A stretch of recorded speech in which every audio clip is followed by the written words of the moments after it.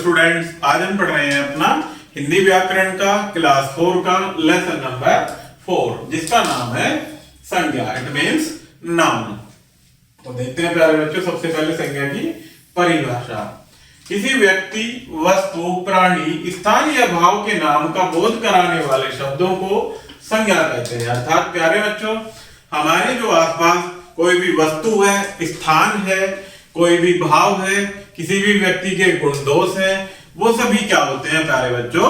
संज्ञा कहलाते हैं। आदित्य आदर्श का मित्र है, दोनों में गहरी मित्रता है। वे दोनों दिल्ली के तिलक नगर में रहते हैं। दोनों विद्यालय में साथ साथ जाते हैं। आदित्य और आदर्श विद्यालय में साथ साथ खाना खाते हैं। तो प्यारे बच्चों, ऊपर दिए गए रंगीन शब्द नामों को दर्शा रहे हैं। आइए इन नामों को जानने का प्रयास करें। कुछ प्राणियों के नाम होते हैं प्यारे बच्चों, जैसे आदित्य और आदर्श। कुछ स्थानों के नाम जैसे विद्यालय, दिल्ली और तिलक नगर। कुछ भावों के नाम होते हैं जैसे मित्रता। इस दुनिया में प्रत्येक वस्तु का कोई ना कोई नाम अवश्य होता है। नाम से ही प्रत्येक वस्तु, व्यक्ति की पहचान होती है। ये सब नाम ही क्या होते हैं प्यारे बच्चों? हमारे संज्ञा को प्रकट करते हैं। नाम ही क्या करते हैं? संज्ञा में। इस प्रकार हम कह सकते हैं कि व्यक्ति, वस्तु, भाव, स्थान आदि सब संज्ञा शब्द हैं। क्या है ये? सभी संज्ञा शब्द। आगे देखते हैं प्यारे बच्चों संज्ञा के भेद।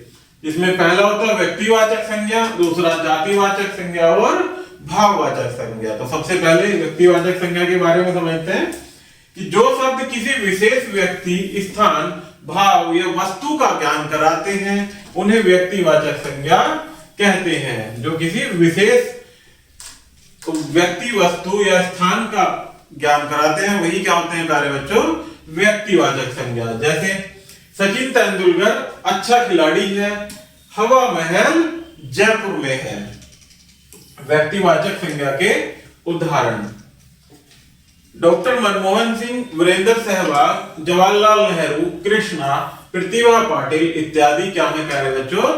व्यक्तिवाचक संज्ञा के उदाहरण। अर्थात ये किसी विशेष व्यक्तियों के नाम हैं। स्थानों के नाम जैसे आगरा, लखनऊ, कोलकाता, चेन्नई, कोच्चि इत्यादि क्या हैं? विशेष स्थानों के नाम हैं। इसी प्रकार से त्योहारों के नाम जन्माष्टमी, रक्षाबंधन, दीपावली, होली क्या हैं? त्योहारों के विशेष नाम। ग्रहों के नाम जैसे शनि, बृहस्पति, पृथ्वी और मंगल। ये क्या है प्यारे बच्चों? विशेष व्यक्तिवाचक संज्ञाओं के नाम। आगे देखते हैं प्यारे बच्चों जातिवाचक संज्ञा। जो शब्द किसी स्थान, वस्तु या प्राणी की जाति का बोध कराते हैं उन्हें जातिवाचक संज्ञा कहते हैं। जैसे मोर नाच रहे हैं, शेर जंगल में दहाड़ रहा है। ये क्या है प्यारे बच्चों? जातिवाचक संज्ञाएं, मोर और शेर। नेक्स्ट है प्यारे बच्चों भाववाचक संज्ञा। जो शब्द किसी वस्तु, व्यक्ति की अवस्था, दशा, गुण या दोष के भाव का ज्ञान कराते हैं उन्हें भाववाचक संज्ञा कहते हैं। जैसे विशाल अच्छा नृत्य करती है, उसमें कैसा भाव है प्यारे बच्चों? अच्छे का भाव है, इसीलिए ये क्या है? भाववाचक संज्ञा। आगे बढ़ते हैं प्यारे बच्चों भाववाचक संज्ञा का निर्माण। भाववाचक संज्ञा शब्दों की वास्तविक रचना जातिवाचक संज्ञा, सर्वनाम, विशेषण और क्रिया शब्दों से ही होती है। जैसे आगे देखते हैं जातिवाचक संज्ञा से भाववाचक संज्ञा कैसे बनती है। एक शब्द होता है कर्तव्य, जिसकी भाववाचक संज्ञा क्या होगी प्यारे बच्चों? कर्तव्यता। नेक्स्ट है दोस्त। दोस्त के लिए क्या भाववाचक होगा? दोस्ती। इसी प्रकार से पात्र, पात्र के लिए पात्रता और सुंदरता के लिए भाववाचक संज्ञा क्या होगी? सुंदरता।